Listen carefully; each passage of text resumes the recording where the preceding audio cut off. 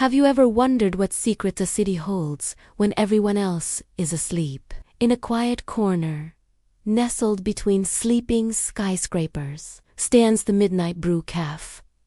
It's a 24-hour coffee shop where the lights never go out and the secrets never, ever sleep. One particularly foggy night, a new barista started the late shift. His name was Lucian. He had skin as pale as moonlight and hands that were always cold to the touch. Under the soft neon glow of the cafe sign, his eyes held a faint, reddish tint. What nobody knew was that Lucian wasn't just another night owl trying to make a living. He was a 300-year-old vampire, desperately trying to find his place in the modern world. Lucian had a single, unbreakable rule: no customers after 3 a.m. He never explained it, and the few regulars who knew learned not to ask. The hours between 3 a.m. and sunrise were his alone.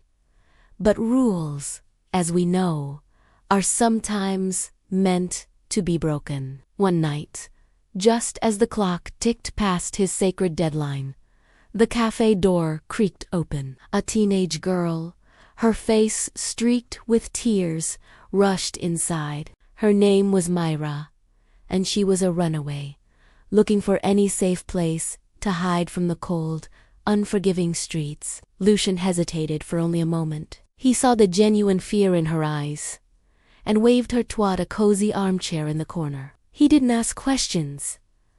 Instead, he moved behind the counter and brewed her a special drink, a warm, calming lavender mocha. The fragrant steam rose from the cup, a small island of warmth in the chilly night. He placed it in front of her and simply listened. As Mira spoke, pouring out her fears and her story, she noticed his presence was strange, calming, yet powerful.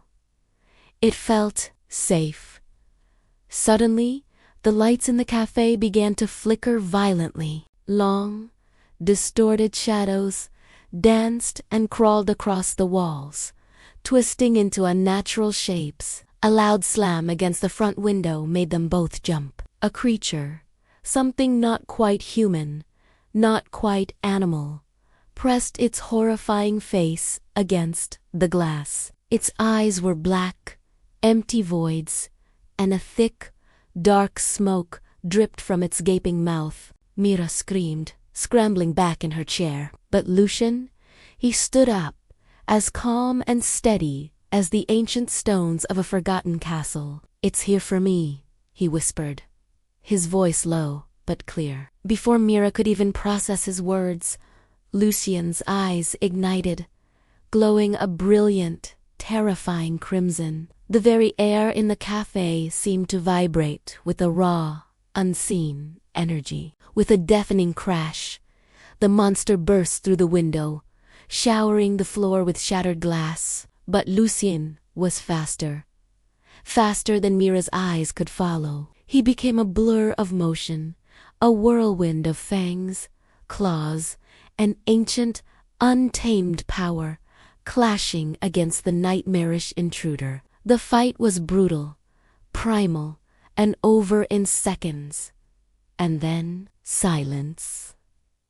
The creature dissolved into a pile of fine ash on the floor. Mira stared, her body trembling, her heart pounding in her chest. She finally found her voice, a shaky whisper. You're a vampire." Lucian turned, the crimson glow fading from his eyes. He gave a slow, solemn nod. "A vampire who doesn't hunt humans. Not anymore." She swallowed hard, trying to reconcile the kind man who made her mocha with the fierce protector she just witnessed.